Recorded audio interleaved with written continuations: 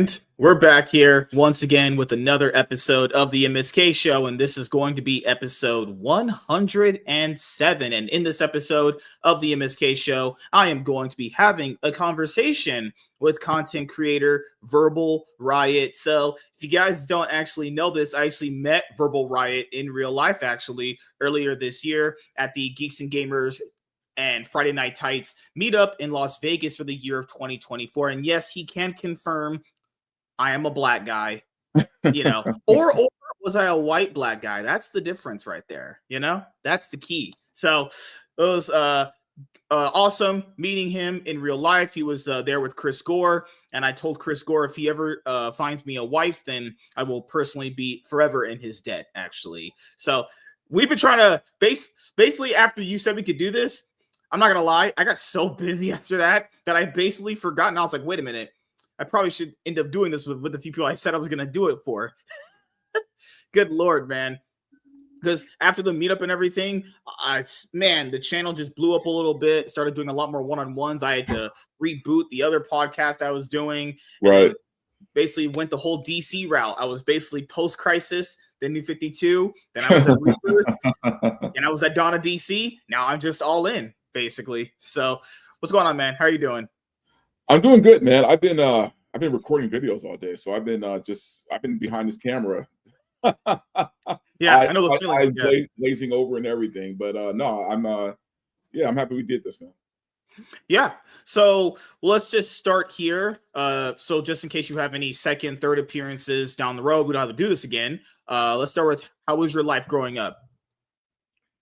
Oh Jesus. Well, man, I mean, I grew up in the hood. I grew up in LA, and during one of the worst times, really, because that was like during the times of the when the Crips and the Bloods were like heavily going at it, and the neighborhood I lived in, man, it's like you get shot just wearing the color blue, and the worst part about it, though, the worst part about living in that neighborhood for me was don't get me wrong, there were some good people that lived in that neighborhood, a lot of good people, man, but the problem is when you got the threat of gangs and drug dealers constantly, at your doorstep, and it's a little rough.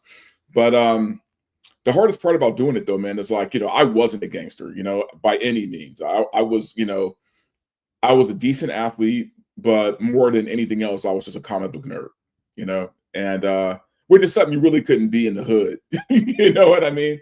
People don't know this, man, because these kids nowadays, it's a little bit more acceptable to be like a nerd now on some things. The only thing that was generally just culturally accepted to be a nerd based around was like Dragon Ball Z. That was like the one thing that if you like Dragon Ball Z, okay, well, let's just slide with that one. Anything else, you were just outcasted. Not even like physical attacks, just literally no one would talk. No, but just you were outcast, man. And the thing is, like, and for me, I was before Dragon Ball. During my time, it was like mostly just the big three, which was, well, I guess you used to say big three, big two, sort of big three, which was Marvel, DC, and Image. I threw Image in there because I was a big Image Comics fan. But yeah, I mean, I remember, man, during lunch, I would have to like go off by myself, man, to read the comics that I had just bought the day before, and because it wasn't cool to read comics, you know what I mean? It's like you had to either be like the baller, the dude who was like good at sports, or you were the drug dealer or gangbanger or whatever. But it's like just being like a regular geek, it just wasn't popping. And like you said, not that you would get beat up or nothing, but well, you could, but but not that you would. But it was just more so like, how it is, man. It's like once you start getting dogged in school, you just start getting dogged, and there's nothing that you could do about it. Yeah, man. I remember just basically just going into the library, just going on the internet and learning more about nerd hobbies and shit. So for me in comics, we don't have a comic shop around me in my town. We would get like random Spider-Man comics back when my mom had a newspaper subscription. And then I remember, and that was in 2007. So the first comic anything I ever owned was that Spider-Man encyclopedia. It was that black one where he did the pose of the yeah. It was that one where he had all the villains in the back. That was my first ever basically comic anything. So that villain guide was what essentially is what got me into comics, because then like later on that year I got the bigger one and I was like, oh my god, there's just so much knowledge here. And then after that I was getting like the Spider-Man comics until my mom, well, we couldn't pay for the newspaper subscription anymore. So like when it came to comics, I had to read stuff online because, well, if we keep in mind we were not very wealthy, and Right. made it really keep up with the characters. But later on in life, when I had extra disposable income and I wanted to spend money on comics, as you see from, I took this before. This is not all I own. I own more stuff. I just haven't had a chance to open it for you guys. I was able to like buy comic books. Actually, I actually love comic books a lot. I even have a comic book channel now. Like I love comics so much. I just when I can talk about them with anyone, it's just always so fun because comics is the one thing, and you know this too. Comics is the one thing. If you know when someone's bullshitting. Oh you yeah. Can tell from a complete normie person Very who's quick only talking about movies and television versus someone that actually has comic book knowledge, i.e., Superman. When someone says Henry Cavill is a good interpretation of Superman, I'm just already going like, man, you are just talking out your ass. That guy's interpretation of Superman is terrible. My thing about that too is like, look, I like Henry Cavill a lot as an actor, as a person. I wouldn't say he's my favorite Superman. You know what I mean? Like I think he did fine for what he was given. You know, it was Zack Snyder, and Snyder had a different vision for what he thought Superman should be. And props to Cavill for wanting to play the part, but I think under a better director, Cavill would have been great under a better director. Mm-hmm. But the problem is, man, when you got Zack Snyder, it's like you never know. And Zack Snyder is a great cinematic director. He's great. He's a terrible storyteller. Really and that's bad. the problem. Yeah.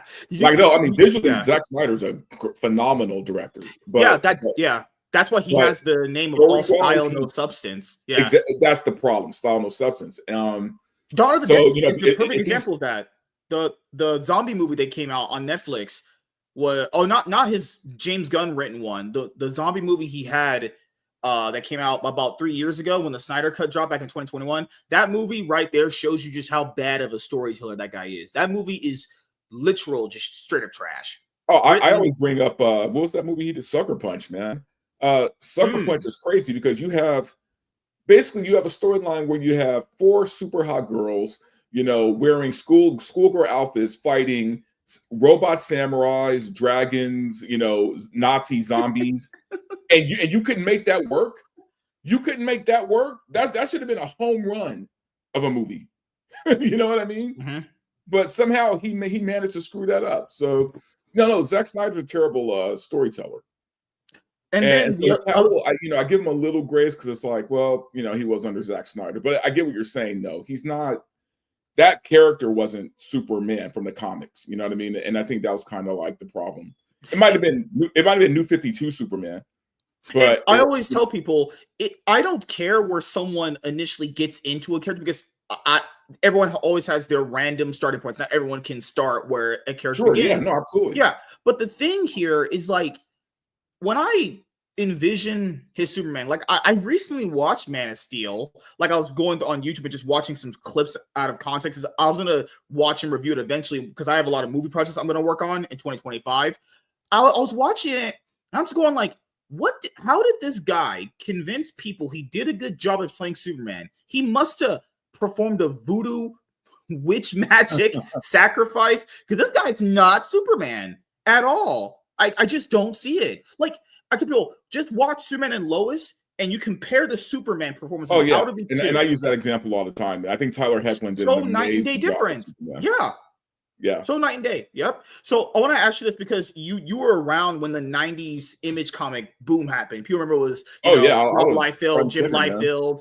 So why do you think Rob Liefeld has turned out the way he did? Because he's turned out to be an interesting character. Like, you know, you were at the news where he's going to return back to doing Youngblood, which was his first thing he dropped under Image, but he sold Youngblood constantly throughout the years. Even he really knows it's not really a viable IP. He's going to try and make it as big. So I'll ask you, what do you think about Rob Liefeld after all these years, since you saw him start from the beginning to where he's at now? You bring up style versus substance. It's like that's completely Rob Liefeld, right? And to be honest, not that much style, if I'm being honest. Like I think, like I remember the very first Rob Liefeld book I ever bought was New Mutants when he took over the run, right before it became X-Force. And yeah, I mean, I dug the style of it, but there was also better writers that were working with him. The problem is once he went to Image, he was writer and he was basically creator of Youngblood. So when you give that guy too much control, it's going to be bad for the books. And I remember when he did that, he did a short run. There was a short time where Marvel tried to retcon Iron Man, Fantastic Four, Captain America, and Doctor Doom. There were 4 books, and Rob Liefeld's art was on all of them. And I remember looking at them thinking, I can't tell one book from the other because his art is very clumsy, is very lazy, and they all look alike. And not like obviously every artist has his signature look, but Liefeld, every character looked like the same character. Every character looked the same. Right? It's not like a Jim Lee where, Jim Lee, Jim Lee's a traditional comic book artist, right? He doesn't have a certain style. He just has a very good style, right? Like it's like there's guys like Frank Quietly and all these other artists that have their own unique little spin, where Jim Lee is just a standard good artist. I couldn't even put Rob Liefeld in that category. Mm-hmm. So the thing is, he was one of the, from what I remember, he was one of the creators who helped, form Image, right? It was him, Jim Lee, Eric Larson, who did Savage Dragon, and Todd McFarlane, who did Spawn. And those are the guys who formed Image. And so Rob Liefeld, unfortunately, in a way, has a lot of pull and a lot of credit because he helped basically create Image Comics. So I don't know. Like I don't think the comic world needs him back. And to be honest with you, I don't think Youngblood ever needs to come back because that was never a good book.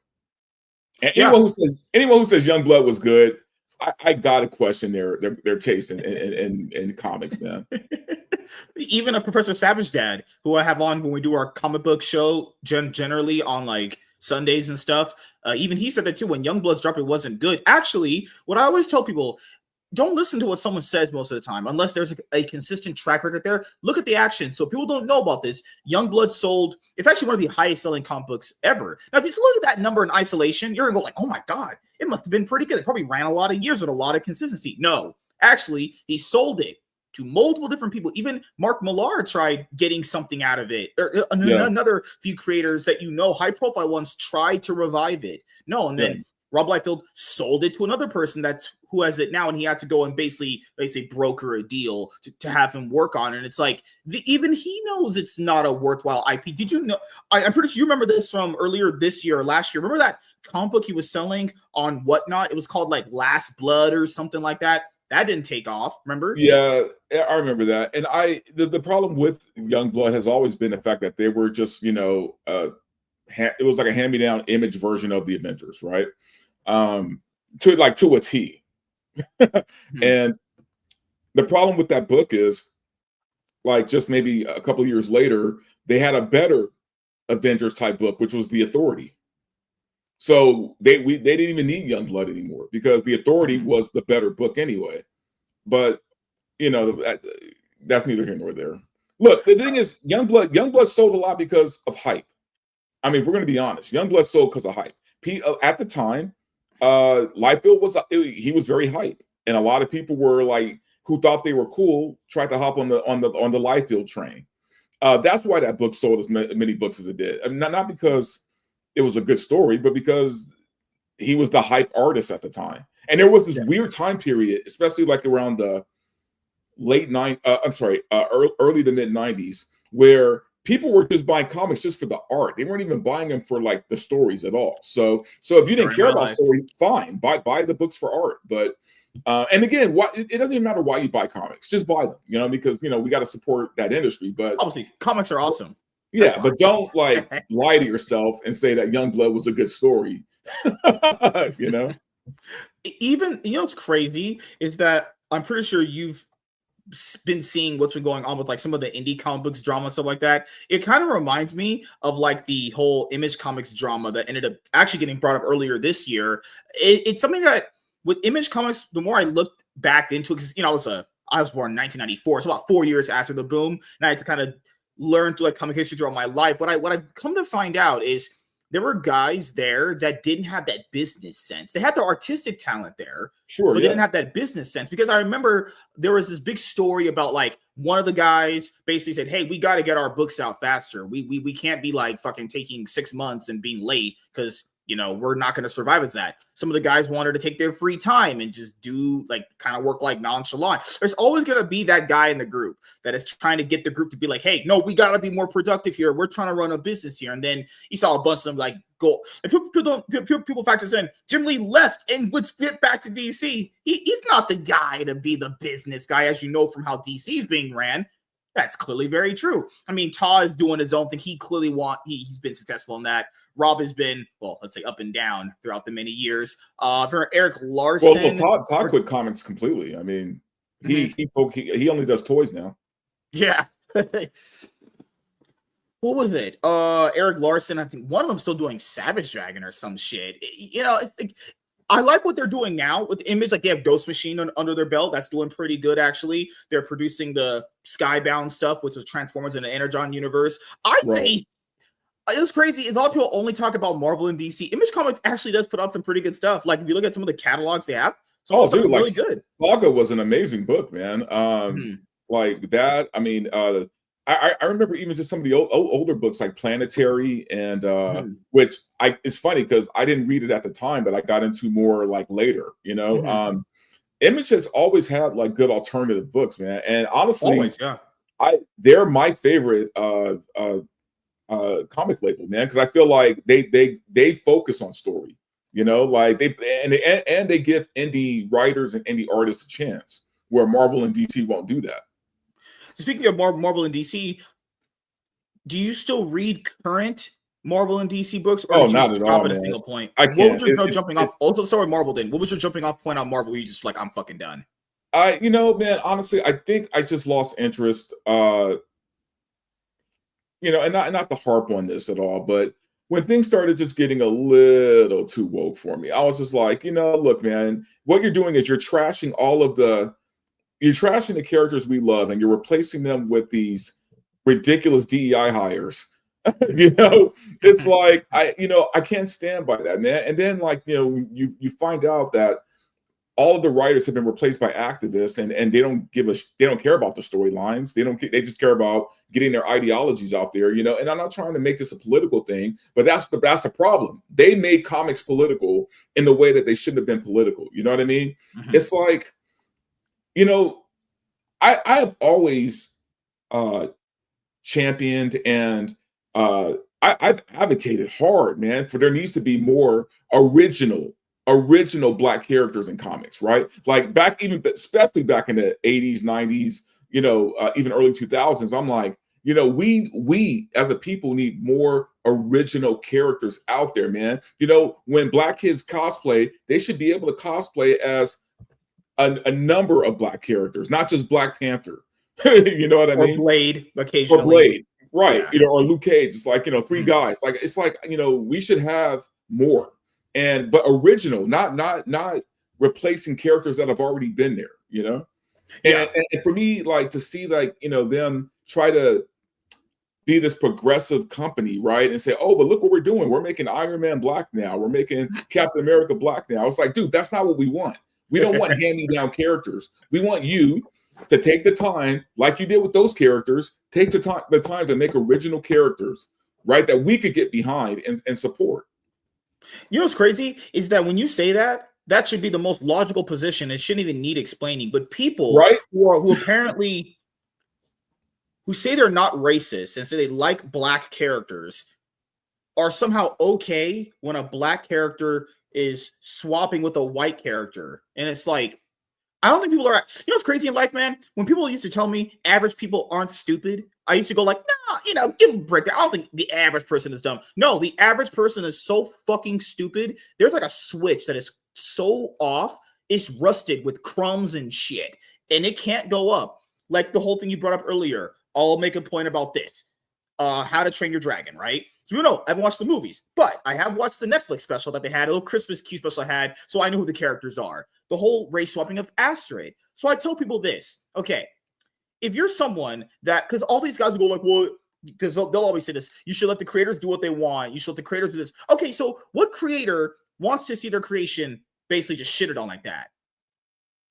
And keep in mind, people say, well, if you don't so if we're swapping the race, then that means the company itself is basically admitting they have an issue with said character's race. So the company is going to be making the How to Train Your Dragon live action movie guys. You can understand where I'm going here with this. They're the racist ones. I'm like, why? Well, they swapped Asteroid's race. If they had no problem with it, you just keep it the way it is. And someone will be like, well, it's not intrinsic to the character if they're racist there. Actually, yes, it is. You're not a creator.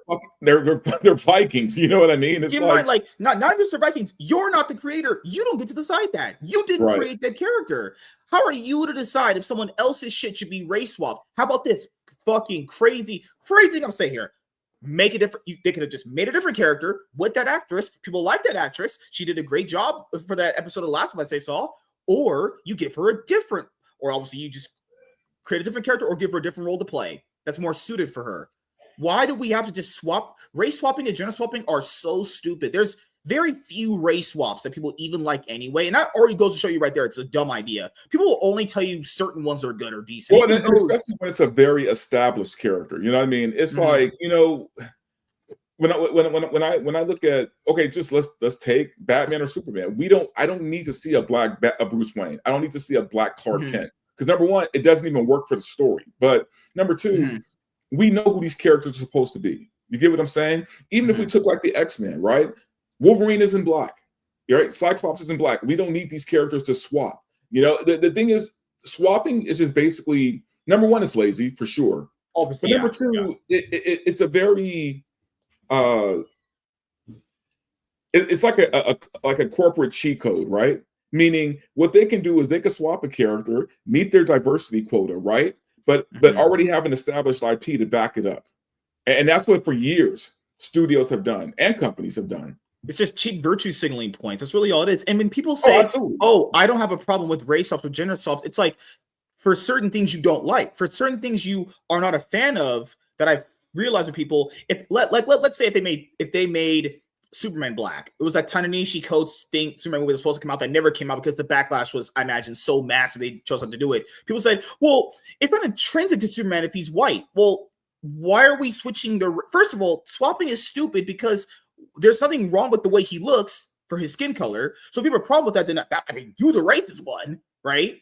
And so the thing is, just literally create a different character. I have no idea why they just don't do that. It's literally the laziest thing you can do. And anyone that people use the argument for Black Panther you brought up. So people with Black Panther, they go, well, it's intrinsic that Black Panther stays black because the creator said so. Oh my God. So when the creator of Black Panther says it has to stay black, why does that logic not apply for all of them? Why does it only apply for Black Panther? And especially when you're talking about a farm boy from Kansas, right? I'm sure there's probably some black farm boys in Kansas, but you get what I'm saying? It's like, come on, man. Maybe the 0.001%. it gets a little stupid. And the thing that really bugs me about it is we're supposed to just like it. We're supposed to just, accept it. It's supposed to be just considered like sloppy seconds. Hey, black people, we gave you this black character. Now accept it, you fucking slaves. And it's like, right. Be grateful that we gave you this character, right? But it feels like that, right? You try to explain to people, and they're like, "Well, hey, man, why don't you like it?" I swear, some people say that they're against the government or say they're not for big corporations, but end up being the biggest corporate shills on this planet. Oh, absolutely, yeah. They'll argue tooth and nail with, let's say, black people. Because apparently, I just find it crazy that apparently these people like black people and want to hear their opinions about stuff and want to hear their struggle. That's some bullshit too. But then apparently don't understand when certain black people don't step in line with the logic and ideology of this bullshit. I just don't get it. It just makes no sense. It's like people don't really understand it. It's literally the most white, it's like blackwashing is what I would call it, right? Because I'll do this. If we're gonna fall into this stupid line of category, okay, so if Black Panther is supposed to be just based off its race, cool. That means every character can be race up. All right, so let's do this. Since it doesn't matter, because apparently these things don't matter, right? They say they don't care. How about we cast? Oh fuck, let's cast Precious as Batman because it doesn't matter, right? It doesn't matter. So let's just start. Let's open the gauntlet. Rest her soul. Betty White can be Wonder Woman then, because the race and gender doesn't matter in the character, right? Let's cast Jim Carrey, and he can play. He can be Wonder Woman, obviously. Because all that matters is that argument people use. Well, the only thing that matters is like the acting. Okay, cool. Then anyone can do it. Then Right. No, it doesn't make any Or sense. they try to pull the, why do you care? It's a fictional story, part. And it's like, okay, then if it's just a fictional story and it doesn't matter, then why change it? I would say that too. Why are we even changing it then? If it Right. does If not it doesn't matter, matter. yeah, it's like you're arguing with a literal wall, a brick wall. You're like, hey, buddy, you in there? It can't apply. Like, Well, what's funny too, man, it's like, we talk about like you had mentioned these people who are caping for these corporations, right? mhm. The thing is, like, a few years ago during the whole like Occupy Wall Street thing that was going on and kill the 1%, those same people would be the same people who are like caping for like companies like Disney, who are known to race swap and all these other, big corporate. All of a sudden now they're for the big corporations when a few years ago it was all about Occupy Wall Street and down with the 1%. I'll use another one that came up. Let's see, Sonic. Sonic came up, remember? The Sonic design was very bad. Fans said, no, I don't like this. Fix it. Or Disney, when they go, hey, we love black people, blah, blah, blah, black creators, this and that. Guys, they won't even recast Black Panther. And look, and I want people to understand this. Black Panther is apparently this really big character for them. One that is supposed to inspire black people and make them feel better and all that other fucking corporate slot bullshit they say in these slogans. But they won't recast him to have him as a consistent figure for themselves?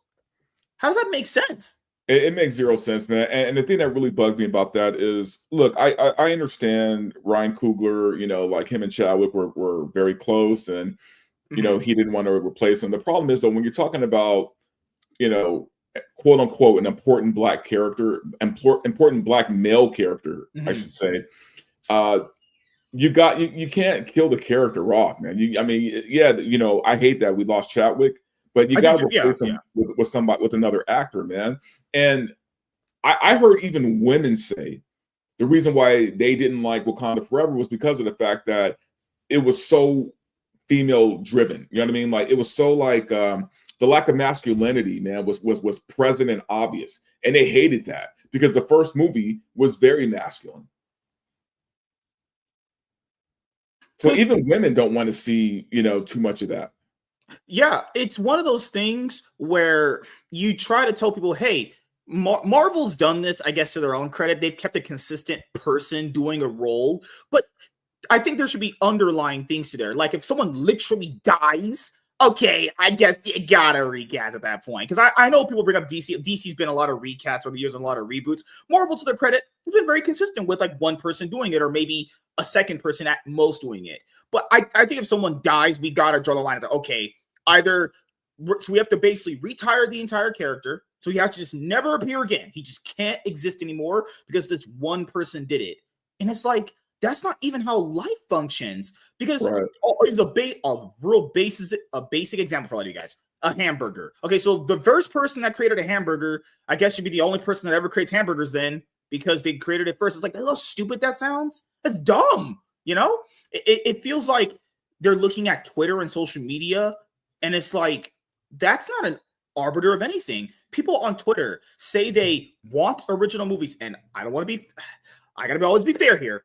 Certain companies in movies, you know this, man, because you watch a lot of movies, they'll put out different movies that aren't remakes, that aren't sequels, that aren't reboots, and people don't go see them. Because let's be honest here, people will say things and then never actually act on them. It's the concept of basically saying what sounds nice, but never actually doing what you say you are. There's movies that come out constantly that aren't reboots or sequels or remakes.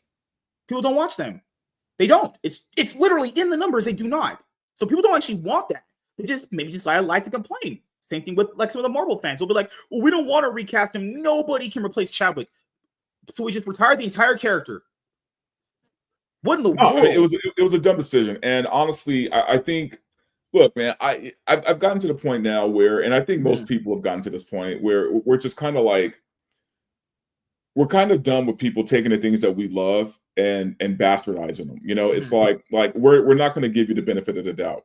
We just had the new Superman trailer come out, and it got a lot of good response. And I'm a big James Gunn fan, so I'm always going to I will give James the benefit of the doubt as far as what his vision is. Did you like the trailer? Oh yeah, of course. I do too. And I'll wait until we get an actual trailer, because that was just a teaser that we got yesterday. Wait till we get like an actual trailer, or even see the movie before I make final judgment. But the thing is, I mean, the thing you can't deny is that James Gunn does have a vision. I mean, and so many studios now, it's not about vision anymore. It's just about profits. Well, for the longest time anyway, pushing an ideology, man. It wasn't even about making money anymore. It was just about pushing a message, man, which is crazy to me. You know what's weird? They apply that selectively, because I don't know if you're in the know with stuff like your friend Chris Gore, but I'm pretty sure people know, even just without, like, subconsciously, we can all kind of know this about DC. If that Superman movie does not make them actual profit, it might be curtains for the live action universe, because people will use that line of logic, and you can tell they're just fucking poor. They'll go like, well, it doesn't matter how much money a movie made, as long as I enjoy it, it's all that matters. Yes, I guess two things can be true. Movies that make a lot of money don't always have to be good. They have to make money, because it shows the studio there's a viable money train there. Because people need to understand is they want to make money. I fail to understand why people always be like, well, they're doing it for the artistic reasons. No, they're doing it because they want to make money. That's the bottom line. So that's well, now they do. For a while, man, they didn't even care about the money. They just wanted to push messages, man. I mean, if you look at Disney, they took loss after loss after loss, and L after L constantly. And then the funny thing about it, man, is I really do believe that if Kamala Harris had won, they wouldn't even bother trying to change right now. Like, they would still be on the same track. But all of a sudden now, everyone's had a change of heart, and they want to start making good movies again and good TV shows again. And it's like, yeah, now you do, because you see the culture changing. But it's funny, for a while, man, even the studios, at least Disney wasn't, they weren't interested in making money, and ironically, which is really funny, you look at this year, Disney's probably had the best year they've had in a long time. And it's for two reasons. Number one, Deadpool and Wolverine, which was not woke by any means. And then you had Inside Out 2, which was an animated feature where it did well because they cut out the whole gay storyline that they had, that they were going to put into it, right? Mm-hmm. So it's funny, like, the two movies that they had the most success with were the ones that were just made for everyday people to watch, and people showed up to support those movies. I remember Disney. Oh my God, man. Last year you mentioned, oh my God. Remember that Strange World movie with Jake Gyllenhaal? With the non-binary fucking... Yes. Oh, I think it made like $11 million. Yeah, failed. Just failed. Just absolute L after L. And I told people this. They tried to do that thing of like, oh, well, we had Avatar open to $2 billion. I tell people, you guys don't understand how much movies cost to make. Yes, if Avatar did well for them, that's one isolated movie that did well for them. The other ones, if you constantly lose money on that, they can't justify spending that much money on shit. And yes, they are kind of leveraged by parks and stuff. But if you look at, but we know they have investors. They look at their financial portfolio. It's not going to be worthwhile for an investor to sit there and invest in movies, and for you to just tell them, well, I mean, man, we got the blue people making us money. Then cut all other stuff then. Right. That's not, don't understand. I think average fans don't think from a business sense, and I don't agree with them either on most things as myself. But look at it from a business point of view, they have to course correct at some point, because you can't just hemorrhage money like that if you have people that are actually invested into your company. It just, that's how it works. But the funny thing about that, though, for me, man, is you have Disney, who owns the three biggest like IPs in the world, right? They own Marvel, Star Wars, and Pixar. They should not be ever losing money. Those three things should be like printing money. They should never have lost a dime on anything because of those IPs. Yeah. And they managed to somehow screw all three of them up. Especially Star Wars. I think Star Wars got screwed the biggest. Because like Marvel, if they just throw out one movie, the fanboys of the MCU will just eat it up anyway. They'll be like, hey man, hey guys, it's back. It's like when Infinity War dropped, we're back. Star Wars is not like that. Star Wars is basically, we'll know this come The Mandalorian and Grogu next year. If that movie is not a profitable success for them and generates positive reception, do you call it dead at that point? Because that's the first Star Wars film released in what, six years at this point? Dude, it's already dead on arrival, man. I mean, just based on everything Star Wars, and especially if you look at that horrible last season of The Mandalorian. Did you watch The Mandalorian, actually? Oh, I watched all seasons. I watched all of Okay. them, Did and you that like any last of them? season was atrocious. It Okay, was so you liked the first 2 seasons. first two seasons were good, solid, man, and Mhm. honestly, I kind of wish they just would have stopped at the end of the second season, Oh but god, that that third yeah, season was abysmal, and yeah. it's kind of run its course. I don't think that movie's going to make a lot of money. And you know what's really crazy with the MCU and just Star Wars is for what Disney did to them is that for the MCU conquered cinema. They made the most money for a franchise ever. Then they thought to themselves, let's just start making TV shows. And it's like, and everyone back then were like, okay, let's see how it goes. I think outside of like maybe one of them that I personally have all seen, good lord, are they bad? Can they not do television at all? And it came out in various reports. They didn't even have showrunners on their shows. It's like, what are you doing? I swear, at some point, they're just like literally not retarded. They're just purposefully stupid because their egos are so out of this world, beyond normal human capacity. They think they could just make a show without a creative vision behind it and a person going, I have an idea. They could just remember what's the saying? Fix it in post. And then I remember the Daredevil one. Remember Kevin Feige apparently went in and was like, rewrite all this. He took it all down because he was like, this is stupid. Guys, originally in the Daredevil show, for the first 3 episodes, he was not going to suit up. What are we doing here? Yeah, no. See, yeah. What are we No, doing? What is that? And they were smart to reshoot, to redo Yeah. it. Imagine how like Kevin Feige, he wanted, keep in mind, I should have him a lot too. He wanted the MCU to look like this. Remember all the Ike Perlmutter bullshit he was going through back in like in the 2016, 2019 period, all that bullshit was going through. He wanted the MCU to look like this because he wanted to do that thing of like, we're going to usher out the old and get the new. And then when they got the new people, it all failed. It actually failed on every single level outside of like insert project you like here and there. The only ones that did well, I guess, was Guardians 3, Spider-Man 3, Deadpool Wolverine. Those were like the only I three think ones that did well. Shang-Chi did okay. Yeah. Somewhere But around even that was forgettable. Yeah. It's one of those things where it's like, I never agreed with them killing off Captain America and Iron Man. It's like the idea of hypothetically killing off Michael Jordan and Kobe Bryant and Shaquille O'Neal and being like, hey, where all my viewers go? Are you serious? You killed off the star players. And now they're at the point because they stupidly killed them off. And I understand the actor point of view because the actors were doing it for so long. They're eventually going to get tired of it. Okay, like retire them, bring them back because it's much more easier to write a compelling story based around retirement than to just kill them off. And now you have to create some time travel and bullshit reason to bring them back. And it's like, why did you kill them off? What was the reason to kill them off? It didn't pay off well. We see all the trouble they're having with Brave New World, right? I mean, for some reason, like they can't seem to get it right, man. I mean, they're in their 4th reshoot for this movie.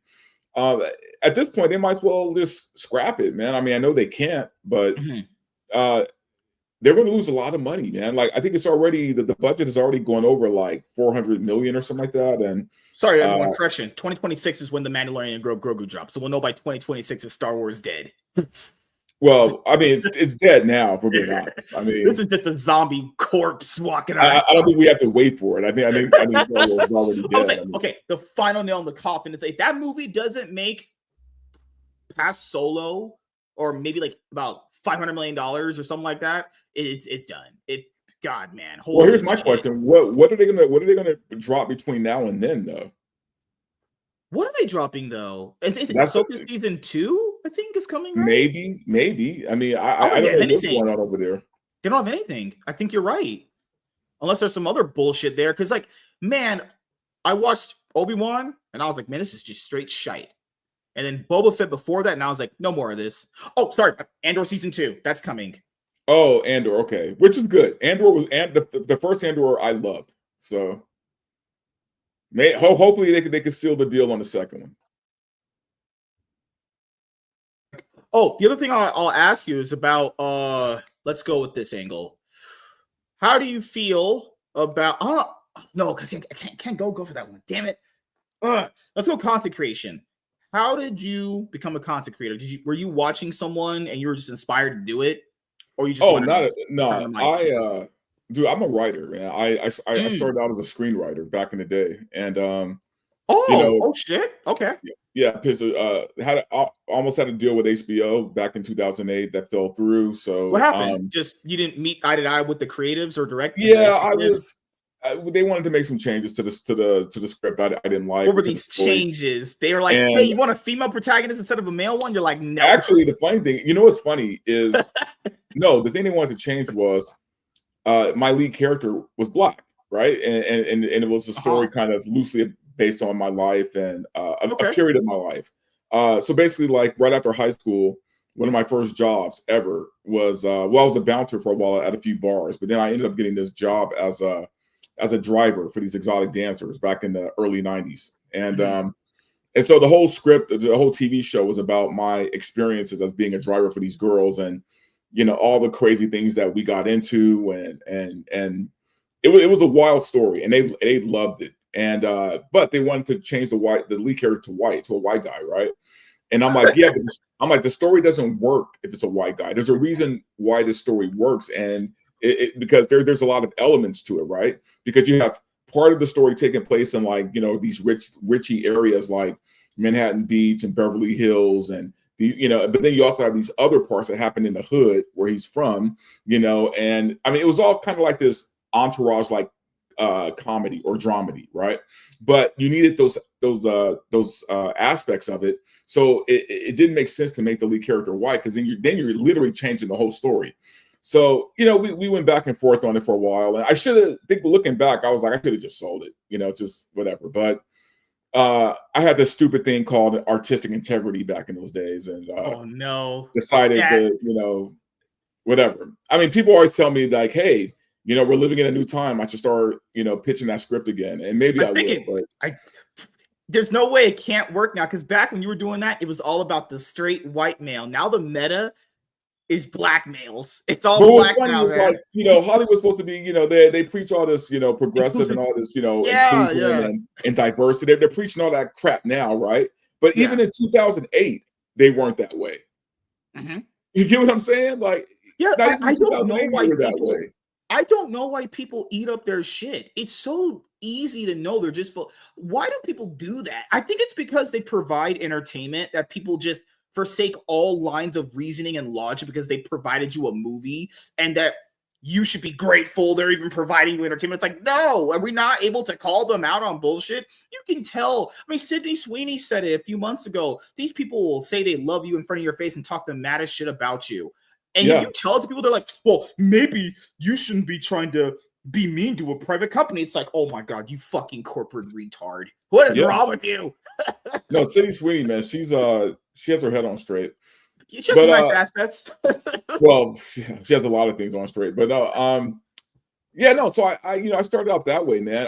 I wasn't, and then I met Gore back in like, oh man, 2014, I think, Mhm. 2013, and met him at a bar. Actually, we were hanging out, and we just been friends ever since. So, I started.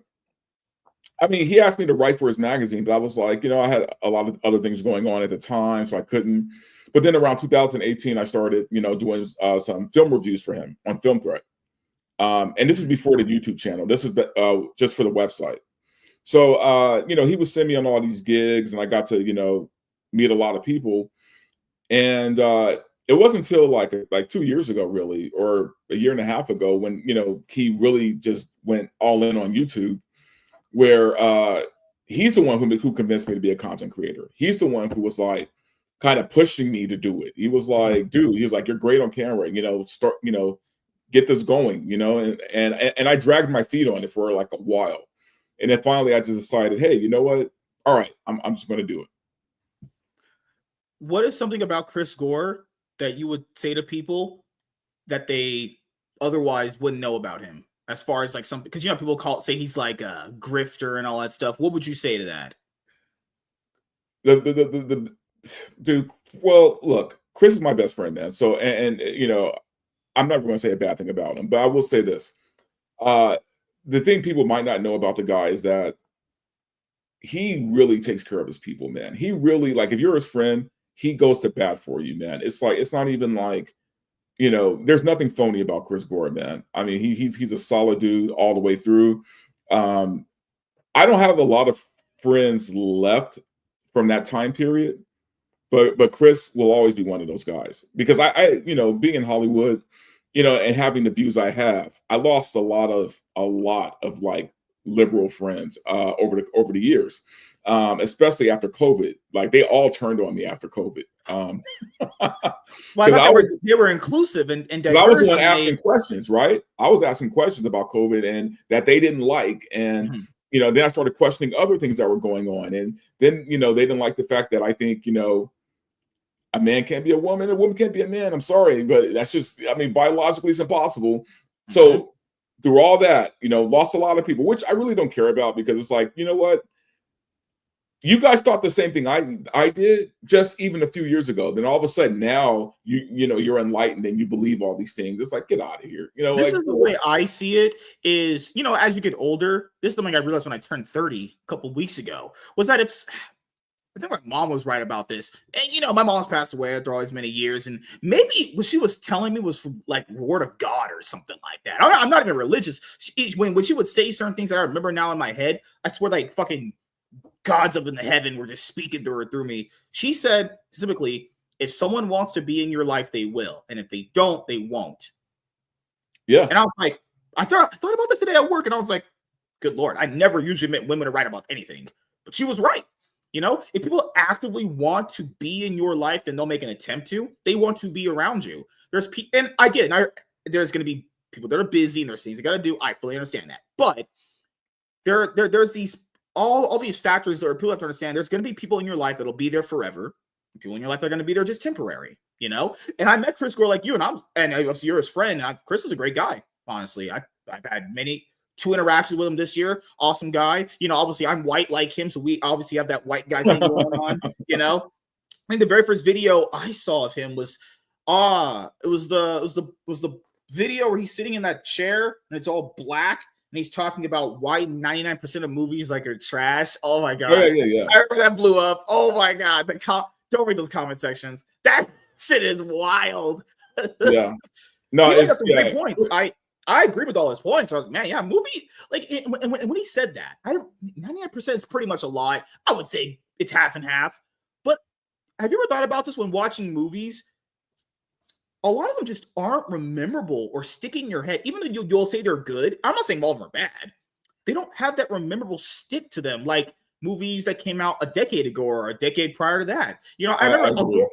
Yeah, like you go on YouTube and type up favorite scene of this movie. I don't know how many movies I've typed favorite scene to rewatch again by myself. You know, a lot of these movies just don't have like great replay value, or maybe I'm just jaded and old at this point.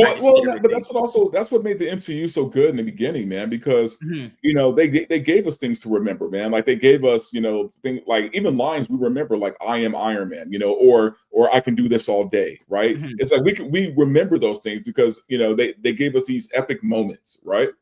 It's been a while since we had something like that. It's been a while, man. Yeah, and then, you know, it's crazy because movie fans now are at this point, and I'm pretty sure you've seen this now with the recent Superman trailer. It's like, well, I'll just wait till my favorite content creator said it's okay to go see something. It's like, well, I've never agreed. I do this, and I know people these guys on Twitter are mentioning. Guys, I've met these guys. They would actually respect you more if you went to something and you saw it yourself and you formed your own opinion. Nobody respects a person that's an NPC. Not even the people that you know, Chris Gore and Nerdrotic and Jeremy. And I've talked to them, and you know, I could definitely get the vibe that they don't like people that are just basically kiss asses or suck ups or NPCs. Because for me, what makes my opinion stronger about movies is you go watch them, whether to be in theaters. You can watch movies from the comfort of your own home now. It's so easy. That's what makes your opinion stronger on movies because you can tell. Absolutely. Like what you dislike, what actors you like and their style and everything. Because people just do this all the time and they're like, well, that's my favorite person said it's good, then I won't go. It's like, do you know how many people in my life said I won't like something because they said they don't and I go and see and I enjoy it, or vice versa? I say I like it and they don't. What kind of life are we living now? Where people just there are plenty of movies that I like that I'm sure most people don't. And it's kind of like it's one of those things where it's like, it doesn't matter. I mean, these are movies that I like, you know. It's like, it's funny because when I tell people like my top 5 movies, it's like none of them are like Oscar winners. None of them are like, you know what I mean? These high prestigious movies, man. I mean, one or two might be, but not really. But yeah, I mean, there's things that I love that other people do, and there's things that other people love that I'm like, I didn't care for it, But at least at that point, like we'll use a recent movie for example. Like let's Barbie was the big one. People said, "Oh, I went and watched Barbie and I enjoyed it," and they said, "I watched Barbie and I liked it."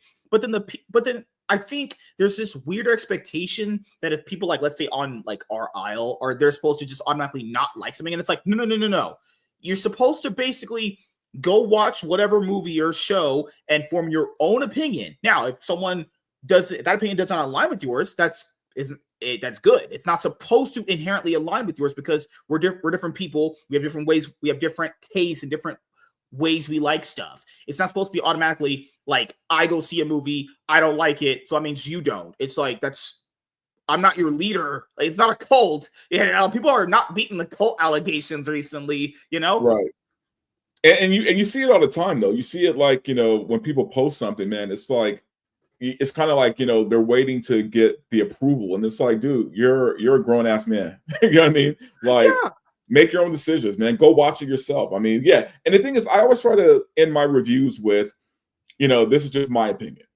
Always, Go you have to do that now obligatorily. Now I can tell you it's bad, and you might want to save some money, but at the end of the day, you're the one who has to go watch. Your life, it's your money. Yeah.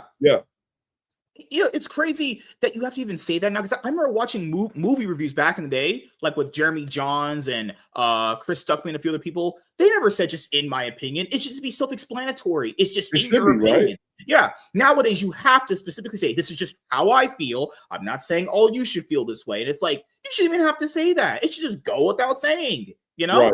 Crazy life we live.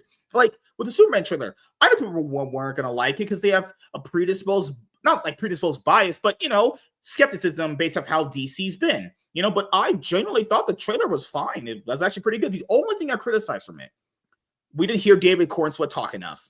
Because I think with Superman, what he says and how he talks to people is a very big thing about Superman. That's my only real criticism of it. Because the criticism that people gave it was like it wasn't inspiring or hopeful. I don't know about that. Because in the trailer, they showed you various moments of it that prove he is Superman. Vulnerable, first shot, vulnerable, beat up. So it proves he can be hurt. Because people always say with Superman, he's too strong, he can't get hurt. First part of the trailer, they show you he's invulnerable. People wanted to see him saving people. He saved people. He wanted to show people that they were not really how the general audience feels about a Superman living in their world. Throw the can. People are like, why did the guy throw a can at him? It's like, oh my God, guys, imagine this. A person powerful as Superman, there's going to be people that don't agree with that on their planet. So there's going to be people that don't like him. You show him with Pa Kent. James Gunn showed me in that trailer he understands Superman. And did you read his interview from the Wrap article he did a few days ago? Great. He understands Superman. I think he's going to deliver an absolute banger. James Gunn's one of those guys, man. That he's one of us, right? Like this is a guy who's read the books. He knows the characters. He knows the lore. He knows the stories, man. And it's funny because I've been called the James Gunn simp, and it's like, look, man, it's not that I simp for James Gunn. It's just that I know he delivers, right? I can't think of one James Gunn movie that I haven't liked. So, take that for what it is. Now, am I saying Superman is going to be a great movie? I don't know. I hope it is. I think it will be because of Gunn. But in the end, until we all watch it, none of us know anything. Yeah. It's crazy. You remember we were hearing rumors that DC wanted their own Kevin Feige for a while, and then when it was announced it was James Gunn, people were like, huh? But then the more you think about it, who else would be the better pick? Now keep in mind, just to be fair, no one else wanted to do it, but the person that they landed on, which was James Gunn, come on guys, he directed all 3 Guardians movies, which apparently a lot of people love. The Suicide Squad was just that's one of the most underrated comic book movies. That Suicide Squad movie was fucking great. I agree. So good. Peacemaker season 1, absolute banger. So a guy with this level of track record, 5 straight, I believe in your subjective, like guys, 5 straight bangers for people. I haven't seen Guardians 3. It's the one I haven't seen. Guardians 2 is a little bit weaker than the first one, but still overall enjoyable, I would say. A guy with this level of track record, why would he not be able to deliver a Superman movie? Also, wouldn't that be the perfect overseer for movies? He directed good Marvel movies, and he's directed good DC projects. That's literally the best of both worlds. I think he actually is the best choice. If you really think about it, from his track record, from how he gives interviews, based on how he talks, he's the perfect guy. There's no other person better. I mean, look, man, I loved all three Guardians. I mean, like I said, I've loved everything he's done. And what I really like about Gunn is he could take an very obscure character, like the rat character, great, right? like Weasel, or the fuck that guy is. The Guardians were a very obscure group, comic, right? Like I remember, I tell the story all the time. Like I used to read the original Guardians back in the '80s, man, and it was a different team then. It wasn't even the team that we have now. This was the team like when Starhawk was the leader, and it was a different squad. And to take a very obscure book and make it this great trilogy that everybody knows now, right? Everybody knows who Rocket Raccoon is. Everyone knows who Groot is. You know what I mean? And you look at Peacemaker, right? He took a very obscure DC character, man. I mean, even obscure for DC fans who have read the comics, he's obscure. And he made John Cena Peacemaker and made this great new series, right? With this old character that no one knew about. It's also interesting because recently he put out Creature Commandos. I have to watch that when it's over because it's already 4 episodes. I'll just wait to binge it. Did you like Creature Commandos? That's currently out right now. So I've only seen the first episode, and it's only because I've been busy. I'm planning this weekend to just binge the ones that are out right now. But so far so good, man. Again, Creature Commandos is another very obscure comic, man. A team that he's bringing to the mainstream. So the other thing I'll ask you. Wait, really quick though. I don't consider a lot of people consider Creature Commandos like the beginning of the DCU. I don't believe that. I still hold that Superman is going to be the beginning of the DCU. That's going to be the one that makes or break the DCU. So like the Creature Commandos, I think was just something kind of to give us to buy time, but it's not to me. It's not the beginning of the DCU. Superman is going to be the start of everything. What did you think about Joker 2? Hated every minute of it. God, wasn't that movie a steaming pile of shit? That movie was trash. Did you like the first one? And the thing that hurts is I wanted it to be good so bad. Me too. I love the first one. The first one actually is pretty good. Yeah. I love the first one, and I wanted this one just to kind of knock it out the park. And oh my God. I can't even, my level of disappointment can't even be like, I don't have words for it. Like I don't. It's that sign. Remember that yellow sign? My expectations were low, but holy fuck. I'm like, what happened? Like, what happened? What's crazy? You made $1 billion film right before this with the same character. Oh shit! I think what made it worse was that it already wasn't good up until that apparently maybe grape scene, and then after that scene in the shower, I just hated every bit of it. Like before that happened, it was already not good, not entertaining. They had one good scene in the movie. It was when he was talking to that short guy, a midget. And I'm like, if the movie was entirely based off what the hell this scene is, it would have been fucking fantastic. But no, outside of that scene, that movie is, man, who has sex the way he did? He had like 3 strokes in her, and she's like pregnant. Dude, I'm speechless. Like 3 strokes. Like I don't. How do you mess up that bad? Like how do you mess up that bad? Like I had hope for Lady Gaga being a decent Harley Quinn because based on her personality, you think she'd be a Harley Quinn. Like she's weird enough for it. And Lady Gaga's a decent actress. I've seen her in other things. Like she's a decent actress. Mm-hmm. I don't know what happened. Oh God, man, what a flaming pile of shit of a disappointment. God, man, it's like when you're with the white girl and you end up having a black son. I'm kidding, guys. It's a joke. Oh God. No, I feel like it definitely hurt the DC brand for sure. And I think maybe that's why Superman's coming out in July instead of sooner, because they kind of want like the stink of Joker to kind of go away for a while. You know what I mean? But I don't know. It's I don't know. That movie's always going to be a stain. It's going to be a stain on that company.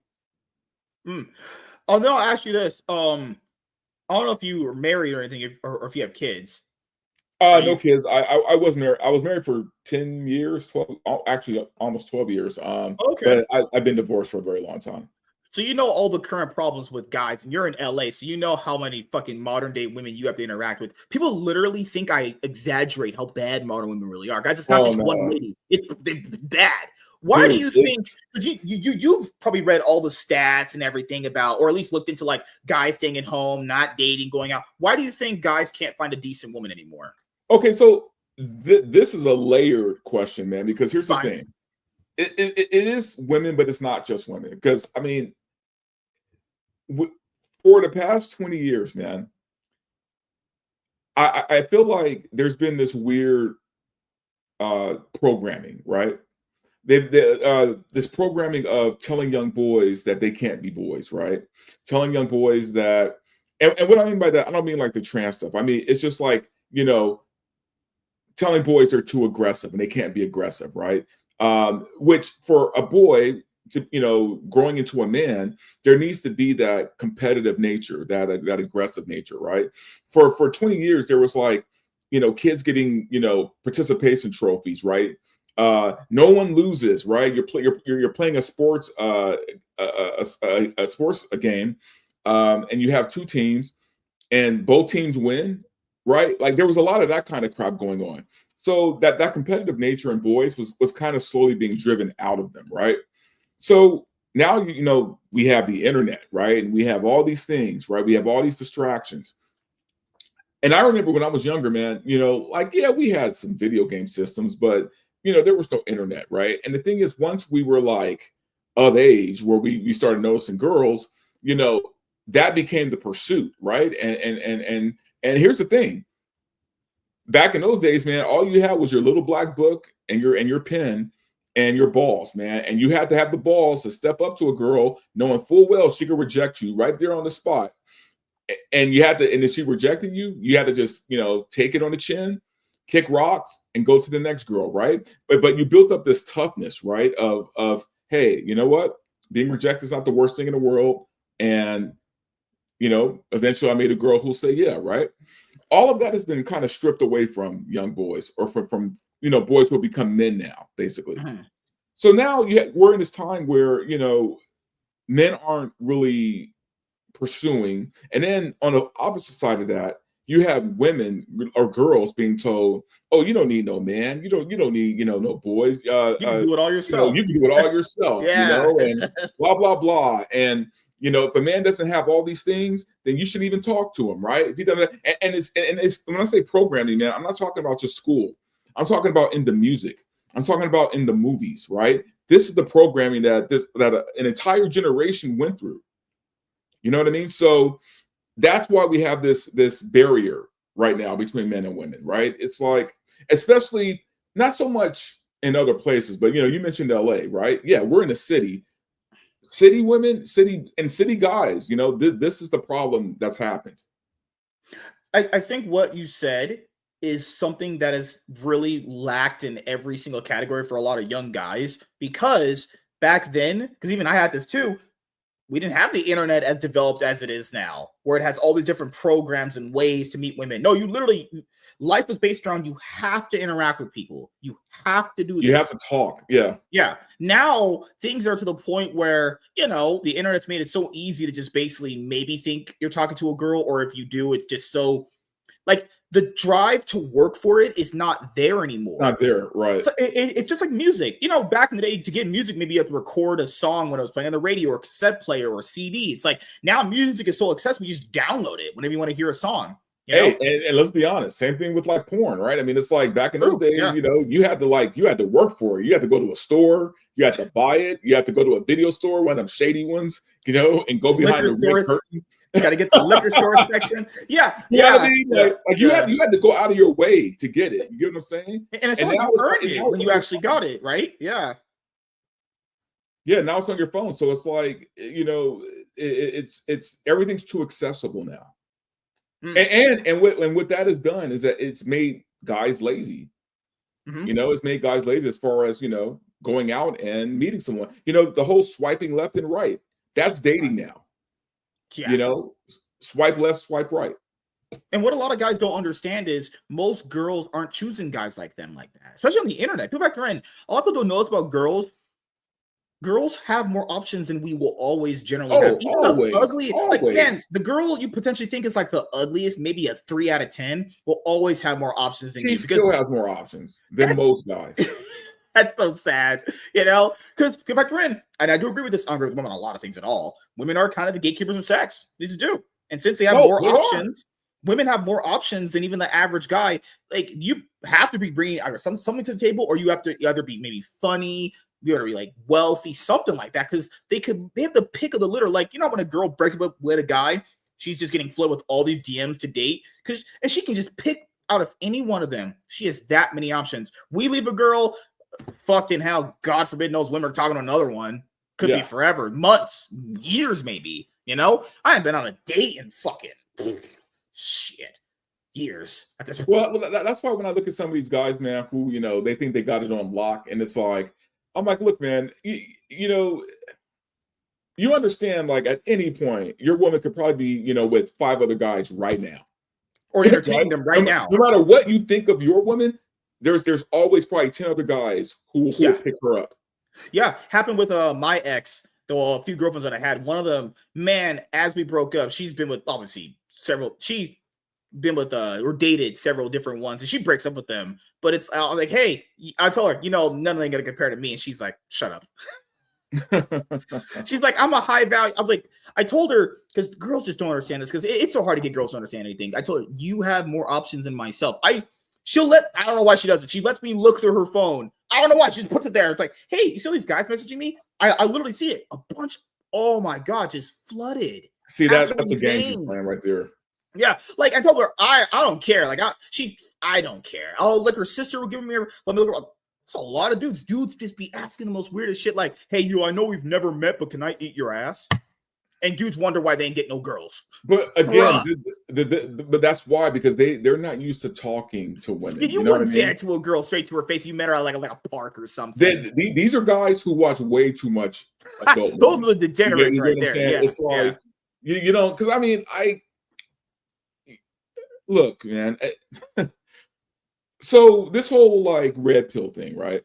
Like I get why it happened. I get why it started. I get that, because there is a level of BS that women do give off. Yeah, I mean, there is a lot, and the red pill was started because guys were simping too much, right? They were simping too much, and the red pill whole thing. And believe me, I don't like the red pill community, but it got started because guys were simping and they were trying to like help men be men again. At least that's how it started. Now it's become something crazy. But you have guys like Fresh and Fit and all those guys, and they're morons. But it's crazy.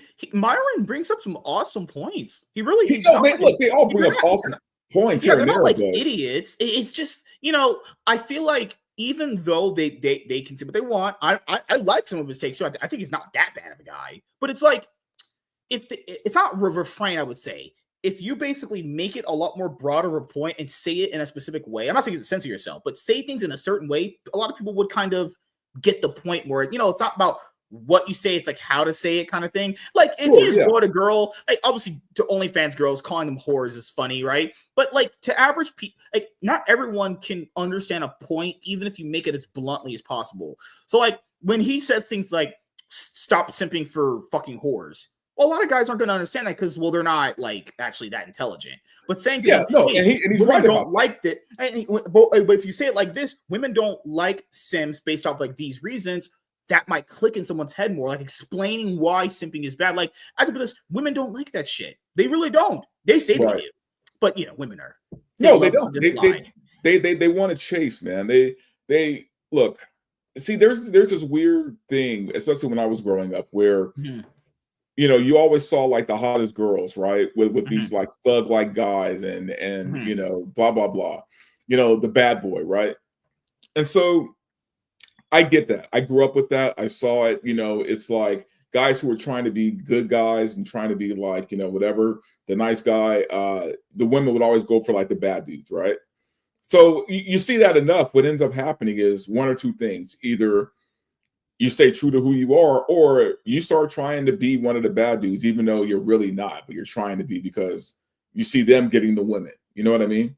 Mhm. And I think what happens with a lot of this red pill stuff, man, is like you have guys who, instead of hearing good advice, and I'm not saying they always hear good advice, but they'll try to become something they're not, right? They'll try to become like, the bad boy when they're not really that guy. When really what you should be doing is just being yourself and having standards for yourself, right? Like that's really what it should be. It should be like, hey, you know what? I am who I am, but at the same time, I respect who I am too. And you're not going to just Mhm. shit all over me. I'm not going to, agree with you, just to agree with you because, you have breast.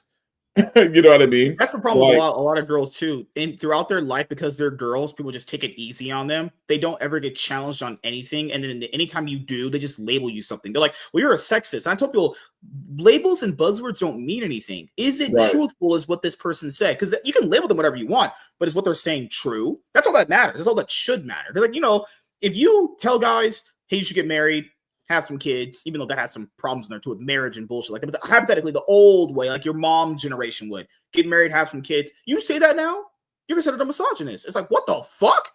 right. That's how we've lived life in society since like the literal dawn of time. Yeah. I mean, and look, man, I think it's rough out there for especially for young guys Oh because yeah. it's weird for me. I feel like, especially at this age right now, like and it's kind of cool in a way of where I don't. Yeah, I mean, I meet women all the time. I mean, I have a girlfriend now, but because of what I do and because of what I'm involved with, I meet a lot of women, like people like women in the industry and stuff. And my thing is, I always have a great time with them because I approach them and I talk to them because with an air of I don't want anything from them, right? Like I'm talking to you literally just because I want And to talk to you're not you, coming off desperate. I think a lot of right? But guys I'm come not off desperate. desperate. Yeah. I'm not trying Yep. to get your number. I'm not trying to hook up with you. I don't care, right?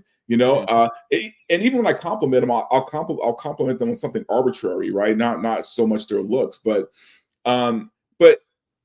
I feel like if guys learn how to just do that, right? Like just talk to women without the want, Mhm. they'll start to see something change, right? They'll see like women are more attracted to them because these guys aren't giving off this thirsty ass energy, right?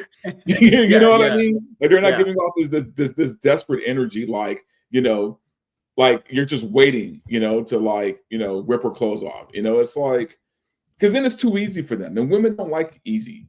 As Yeah. messed up as that Yeah. is to hear, ladies, you don't.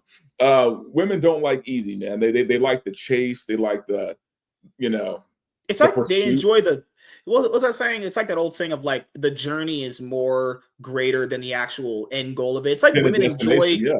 yeah, women enjoy the chase more than they do the actual like getting the guy. Or it's like the saying with women is they want a wedding, not a marriage, something like that.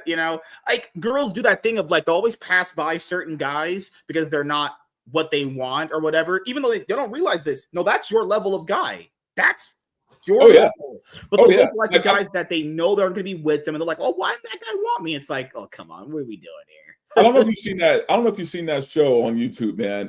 The Balloon Pop show where I the have, guy yeah, I watched it, yeah. that is like the best example of all this because it's so ridiculous, right? Because like you have these guys who come out, and soon as the dude steps out, like the women are already popping their balloon, like based on nothing, right? Did you see the one with the cop guy makes 50K a year, house, everything paid for? He's just, I'm a cop.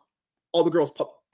What are we doing here? Isn't that what girls say they want? They want a nice guy who's well off. He's got his own car. He paid all his own. No, girls are just full of shit. That's They're just, crazy. That see, that's yeah, like that crazy. show. Like here's the thing: if I was younger and watching a show like that, I would have no hope, man. Like I would have no faith in Oh, did you in see the anything. trans woman one? The guy popped the Oh, that was trans woman wild. balloon first, and That was all wild. what you know what's crazy? Only the white girls did that. All the white girls did it because white women I noticed are the biggest sims for those people. Yeah, Because yeah. we're loving, we're inclusive. I only really notice straight white women do it. It's so weird. But also, here's the thing, man. You sign up for a dating show, right?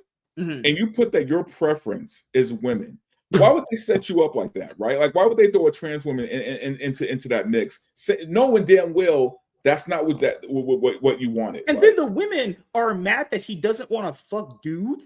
What? Yeah, right. That makes me lose hope in women. Like, what Like is wrong that with was you? crazy that the women in line were pissed at him for what he did. I'm like, Women are all based off of social image. ladies, so do you want a dude who wants another dude? Like what's going on here? That's what I've learned about women. They're all based off perception, image, and how they're viewed. That's it. Because the women on the show didn't want to, at the episode, I guess, was like, I don't want to be viewed as some sort of bigot. I didn't want to. But you're forsaking, these people are so stupid, dude. They'll forsake logic, reason, just to basically not hurt someone's feelings. That's crazy. See, That's I say good riddance, insane. man. Good riddance, dude. He dodged a bullet. If all of them want to pop their balloons, fine. Yeah, You know that what I show mean? right there is the perfect indicator of where women are currently. Or another one is when they have the one conservative debate all the college people. Oh I've yeah, seen yeah, Charlie Kirk and Ben Shapiro do it. Oh my yeah. god, good lord. Or I've seen Officer Tatum do it on his show a lot. And that's what people need to do. If you're, because conservatives will like, well, why don't we have any of the young people vote for us anymore? Well, it's probably because first of all, you talk down to people. You want them to be like randomly religious for some reason. And there's a Right. lot of problems with you guys. If you want the younger people, you need to go to them. You need to talk to them about why you're whatever way you are. And that's why Charlie Kirk and Officer Tatum did a lot of good for this past election, because they were going to schools and talking to them. Yeah, If you no, I want thought younger that was viewers, very you got to smart. talk to them. And I noticed, like, even like, people like Candace Owens was doing some of that. Yeah. Like for me, man, like I don't.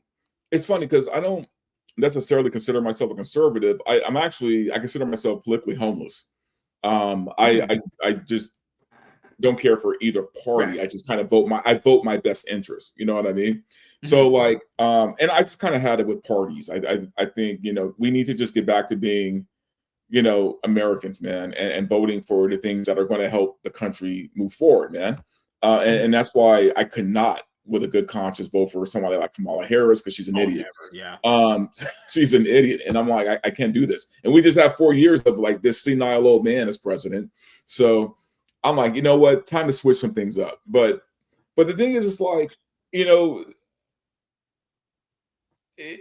as far as like even politics, even with dating, man, like it's I think most people are in the middle, right?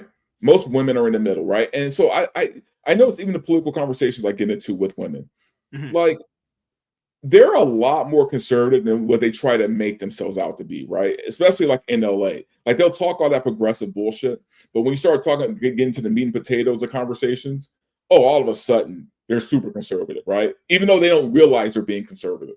Mhm.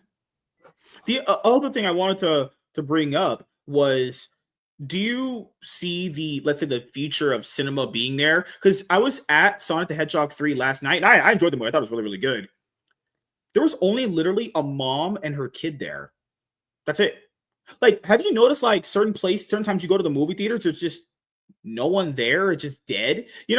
The movie scene here in my town was really popping on the weekend. It was good, but now it feels like I go to my movie, there's just no one there. I don't know if it's obviously I'm in a decently smaller city than where we are in California, but do you think there's a viable way for cinema to be around the next, like, say 10 years? Honestly, man, I feel like the way things are consumed, I feel like the movie.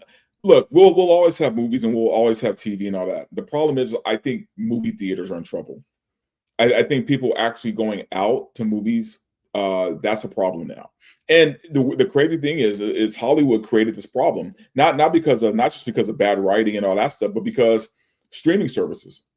Streaming Mhm. services are choking out movie theaters, man. And the thing that hurts theaters the most, the fact that that one movie that that they're charging $20 for, it will be on stream in 3 weeks, Yeah. right? So I could Mhm. drop $20, or I could wait 3 weeks and see it on stream.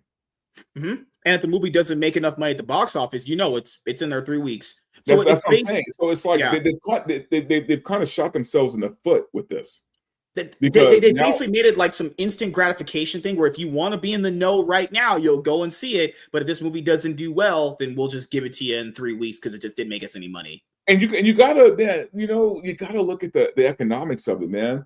Mhm. Like going to a movie, right? Just a base movie, you're gonna drop $20. That's without popcorn and soda, right? So say you decide to get popcorn and soda, that's another almost $30. So that's like $50 just to go to a movie, right? Now say you take a date, right? You're gonna drop $100, man, on a movie. On a Yeah, movie that tickets, might you're be gonna eat good or bad. there, gas, tickets, food there. Then after the Easy. movie, you want You're to gonna eat drop after the you're movie's gonna drop over. $100 just on the theater, right? Now, if you Yeah. go to dinner after or before, that's another whatever. So I mean, they've made it almost too expensive now to go to movies. And then on top of that, I could just wait 4 weeks and see it at home. You saw the articles coming out that movie theaters are potentially going to start changing up like how they do things. Like what they need to do, and I get it, part of the experience, but people always hate me for this take. Movies need to start on time or relatively close to on time. Last night I was at Sonic 3 I agree. and it's supposed to be 7:30, so I'm factoring like okay, 15 minutes of previews. It started in about 10 minutes. Oh, okay, 10 minutes is fine. Movies need to start on time. For the reason why I say this is because if there's families there, you got to get the kids, you got to get them home for school and all of their bullshit, right? Movies need to start on time. 5 minutes of previews max. Start the damn movie. I hated going to. I still hate this. Hate going to a movie and it says 5 o'clock. That shit starts at 5:25. Bro, what the fuck? Yeah. I hate when start on time. They just do that. I guarantee you, if you start movies on time, you will get people in there, regardless. My solution was they shouldn't show more than 3 trailers. 2, I think, max, maybe. Like, yeah, 2 or 3. Like, just that's it. And we start the film. Like, I agree. I agree that they start way too late. And again, there's like a litany of problems with movie theaters right now. From that to the prices to everything else. And I think because of the streaming services, I think the future of movie theaters is in trouble. I think movies and TV will always be around. Like they'll always make movies, but how we consume it. You remember AMC was almost out of business some years ago during that COVID period. If it wasn't that for that meme stock, oh my God, maybe would have been out of business. It's crazy to think about now. Yeah, and here's the thing: they're not out of danger yet. I mean, they still might be out of business, man. I mean, the thing is, there are movie theaters that are closing up right now. Yeah, there are some theaters that are just. Which one did it? They did it a few years ago. I thought Regal did it. Well, I know the ArcLight did. Yeah. I'm trying to think, but there's a few others that I can't remember. Yeah, there were a few theaters that shut down, and they're still even now they're still shutting them down now. I think the AMC closed a couple of their theaters recently. So, and I love watching movies in the theaters. I do, and it's one of those things where Pixar, Bob Chapek did it in for Pixar. People were just accustomed to taking their kids, go and seeing Pixar movies. Oh, now during COVID, you're going to get every single new release just on streaming. So that told people, oh, why would I ever go and watch these in theaters if I could just get them at home? That right there kills them. Well, especially like when a lot of people, invested, especially during COVID, they invested in like these home theaters and, they have this nice little setup. And so once you have a nice setup, man, then, and I could watch movies, from the comfort of my own home and drink beer or drink, whatever I want and pause the movie, go to the bathroom. And be comfortable, sit in my drawers and just watch, movies. Yeah. You know what I mean? Like, I think they kind of hurt themselves with this. And the other thing I would say for movie theaters is, oh man, fucking hell! I know they can't charge less on the concession stands because that's how they may make their money. They don't. People don't understand this. They don't make money actually off any ticket sales. Really, it's very minuscule. Honestly, no, it's the concessions for sure. Mm-hmm. But if that's the case, then drop the price of the ticket or something. Because I mean, here's the thing: if you drop the price of the ticket, more people will come and buy from the concession stand, right? That's true. Yeah. Yeah, it's easy stuff to fix them. Start movies on time when it says they're going to start. Dude, here's the thing. You drop a movie ticket down to just $10. You'll see a mass difference in the amount of people who go watch. They do $5 Tuesdays, don't they do that? Yeah, I mean, dude, okay, on a Tuesday, sure, you'll get some people in there, but that's a Tuesday, man. Can you imagine if they did like a $10 Saturday? Yeah. How many more people would show up? Because you know this, what was the number one thing they did a poll on and a lot of stats on, or statistics on, reason people to go to the theaters anymore? They said it's too expensive. Well, ticket prices, food, those are where your money goes. You can't really lower the price of food because that's a different economy in of itself, but you can lower the tickets. You can do that. If they brought the tickets down, box off new blockbusters, charge $10. Ones that are basically a week old, charge $5 on them. Real simple shit there. Really simple. I'll go a step further, man. Like, okay, so you do something like that, right? And then you give them incentives. You give them a card, right?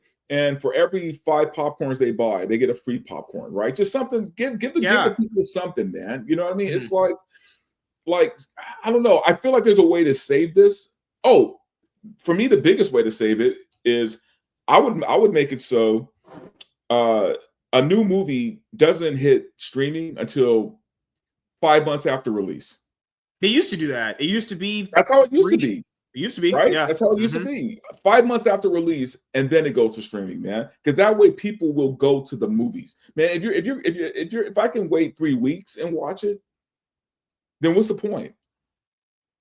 That's the thing is the reason. Another reason why people don't go to the theaters is because the studios that make the movies and finance them have basically, and now at this point, conditioned the consumer. You just wait for it. So with the movie, you're kind of on the fence about. You wait for it. And then, you might have that thing of like, oh, I should have watched this in the theaters, but they already got you. You waited till it fucking went to streaming. They've conditioned people so hard to wait for the movies, and they're going to go like, and it's so, I hate these people, man. It's so disgusting to be at CinemaCon and go, no, we're for the theaters. We want you guys to be here. You're our family. It's like, go fuck off. You're the one screwing them. Yeah. Oh man, dude, it's so cringe. These people, no, we're going to try to make the theater business pop. They're just stupid. Now when you go to movies, a lot of people have this in their movie theaters. But for last time when I was watching Sonic the Hedgehog 3, you had the little ad before the movie came on where the actors are thanking you to come to movies. Back in the day, whenever I went to a movie, I'd never seen a little mini ad before the movie where the actors go, "Thank you for coming to the theaters." Now they even make the actors do it. They have the actors make a little promo of like, "Thank you for coming to see the movie." It's never happened back then because people just went to the theaters because they just wanted to go. I'm pretty sure you've seen it now where like Top Gun, Tom Cruise is thanking the audience for coming. With the Scream movies, they're thanking you for coming to see the movie. It feels kind of wholesome to do. I think it's a very nice thing. I think it's a good thing because you want to feel like the actors wanted you to come see it. You feel like they're appreciated. But why do they have to do that? It's because people aren't going as often. They know the numbers better than we do. We can see them. And honestly, it's the studio's fault, man. It really is just honestly all their fault at this point. Yeah, no, all of this falls on the studio. Like it's not the actors, it's not, it's just the studio. More people would go if the movies weren't going to come out 3 weeks later, right? If they held them off for 5 or 6 months, that gives people incentive to go watch it. Or give them stuff they want to watch. Like randomly, I get you have to drop some odd movies here and there throughout the year, but some of these sequels that don't make any money, it's like, who wanted a Craven solo movie? They're like, oh my God, I can't believe a Craven solo movie flopped without Spider-Man. Like, no shit. I could have told you that, and I'm not even an executive. Sony's on a different level, man. Like, they just don't care. The thing is, too, man, another fix, which kind of falls in line with what I said before, is bring back matinees, man. Like, maybe, the movie should be like, before 6 o'clock, all the movies are $10 before 6. And then at 6 on, you could charge your $20 or whatever it's going to be, Oh, and last few things I'll ask you here, because I know you got some other stuff you got to get to in a little bit here. I would love if you were to ask Chris Gore if I could have a one-on-one with him, talk to another fellow white man, be awesome. Yeah, sure. Tell him, hey, Big Daddy, Top G Riskmaster MSK would love to have a conversation with him and ask him, now do you believe 100% of movies are garbage now? That's the real kicker there. What made him tick the 1%? He was right, though. They should have had Chris still loves movies, man. They're if you were to ask him right now, he could tell you probably he could probably tell you 10 movies right now that he loves. He got some, oh my God. He said he loved Thor Love and Thunder. I'm like, Chris, you're smoking crack. That movie stinks. Did he say that? I think he said he liked Love and Thunder, or it was She-Hulk, or one of them. One of them in bad movies he said he liked. Was it Love and Thunder? I don't think. What's funny? I don't even remember Thor: Love and Thunder. Like I could barely even remember what happened. Speaking of forgettable movies that were just complete trash. Like what was the plot? I can't remember. Go to the God Butcher and Jane Foster. Oh, the Butcher. Yeah, all right, the God Butcher. Yeah, the Butcher that only butchered one god. That was really forgettable, man. Like I just tuned that movie completely out. Like oh god, you know why I tuned out completely is Ant-Man 3. I blocked that out of my head entirely. I couldn't tune that out because it was so bad. I couldn't tune it out. It was that bad. Man, here's the thing. MODOK is one of my favorite characters, man. And what they did to him in that film, I was just like, we finally get MODOK in a movie, and this is what you guys are doing. Like, and I didn't even mind the fact that MODOK was in the quantum realm, because in a way that kind of makes sense and it works for the movie. But it's the way he looks, man. You tell me with all that MCU money, they couldn't do better than that. Like, and then making him that idiot from the original Ant-Man movie, like, God, what are we doing, man? Just bullshit. And you read all the behind the scenes drama that happened. The CGI wasn't even done when they did the premiere that night. It's like, what are we doing here anymore? Dude, like, the MCU has they have a villain problem, man. And it kind of pisses me off because, for me, MODOK, Crossbones, the Taskmaster, these are some of my favorite villains of all time, man. And they kind of just screwed the pooch on all three of those. And all three of them could have been amazing Avenger level villains, man. And it's like, what are you guys doing? You know what I mean? Let me write for you. The last few things I'll ask you is, first thing is, do you have anything planned coming up in 2025 you want to let the audience know about? Nothing specifically, man. I'm just grinding away, doing what I'm doing right now. I believe this year we're still going to be doing the cons. We're going to be at WonderCon. We're going to be at San Diego, of course. We got kind of shafted last year for some reason, man. Like, the LA con. Yeah, I remember you guys weren't allowed really to got banned. Usually we have a panel at every con, and they were just blacklisting us. So I was like, what is going on? But hopefully this year, I think things will be a little bit different. So, but no, I mean, as far as next year, man, just doing what I'm doing now, man. I'm just grinding away, and we'll see what happens.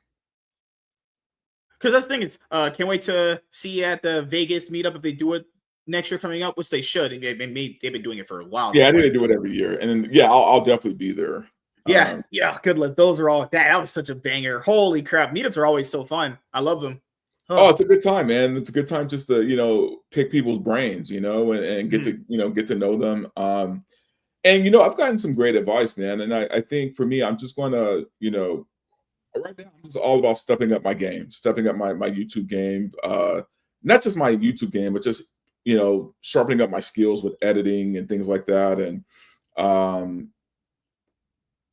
really just trying to see where I'm going to push the show for next year. But yeah, I've gotten some great advice, and that's the best thing about meetups is you can just kind of find out what other people are doing right and imitate it, Yeah, bro, I went up to Nerdrotic and I was like, how do I become more like you? He was like, well, you got to do drugs and go to jail. I'm like, I'm black. I was like, wait a minute, I kind of had you beat there. Yeah, that's what you call a checkmate.